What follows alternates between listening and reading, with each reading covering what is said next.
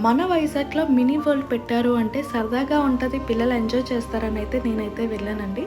అది ఎక్కడ అంటే అక్కయ్యపాలెం పోర్ట్ స్టేడియంలో అయితే పెట్టారు. మీలో ఎవరైనా ఎళ్లి విజిట్ చేయాలనుకుంటే ఎళ్లి విజిట్ చేసేయండి.